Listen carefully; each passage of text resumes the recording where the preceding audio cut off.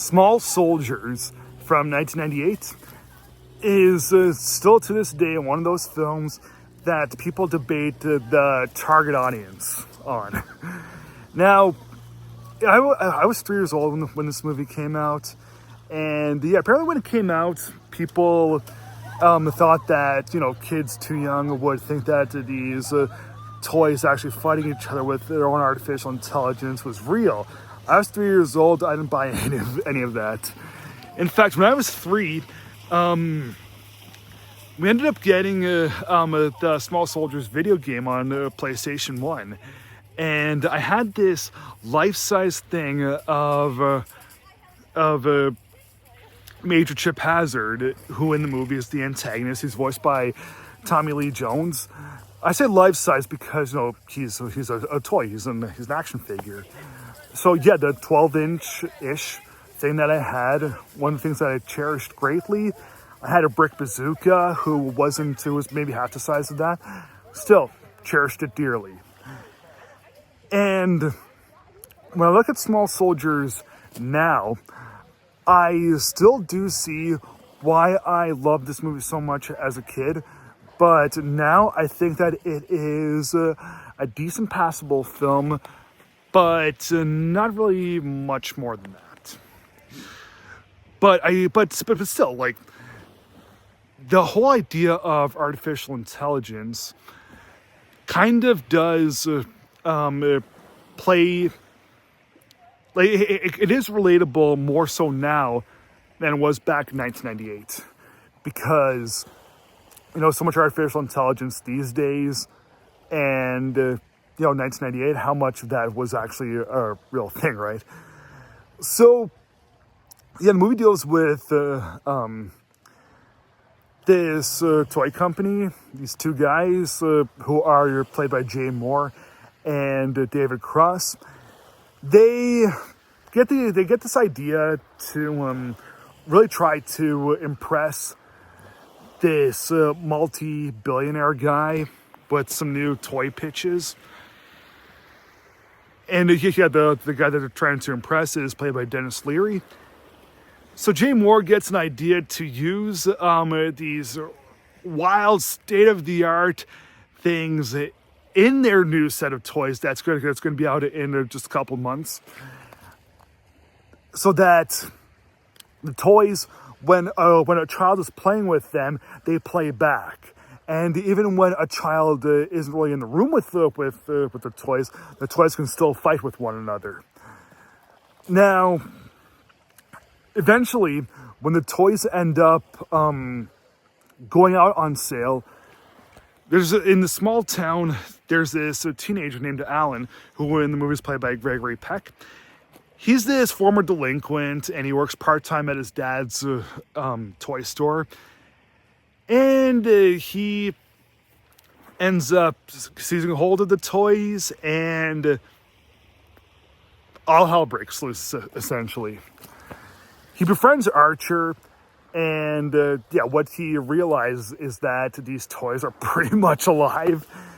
And he does try to get to the toy company to say, look, there's this problem with these two rival toy factions. You guys really need to do something about this.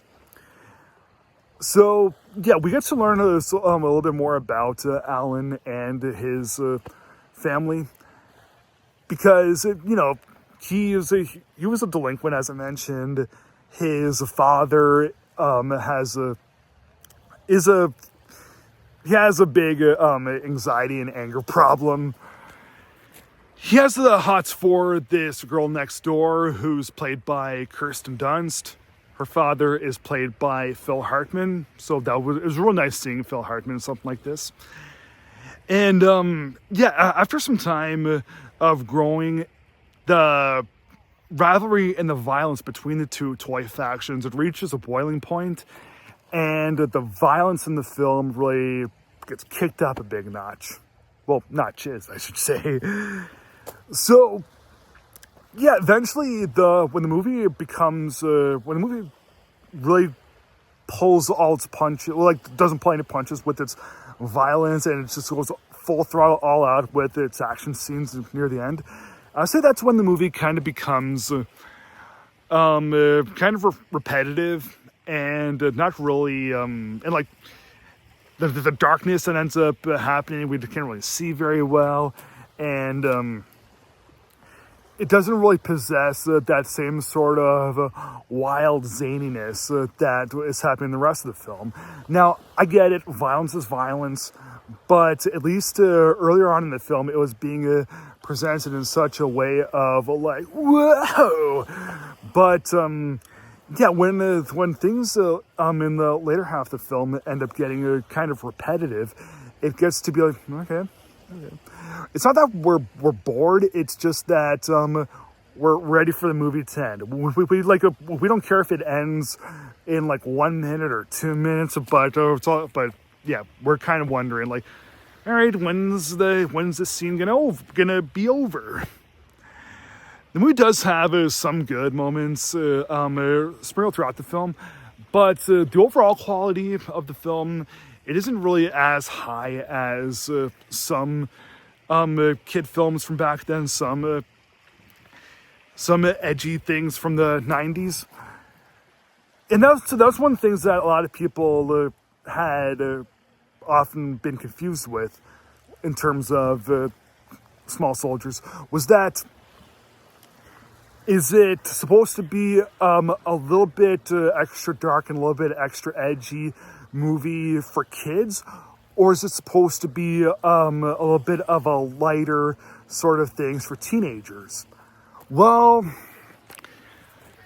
let's just say it's right in between that. If you're between the ages of maybe 9 and 12, then sure, in that age range, that's really where Small Soldiers will be perfect for you.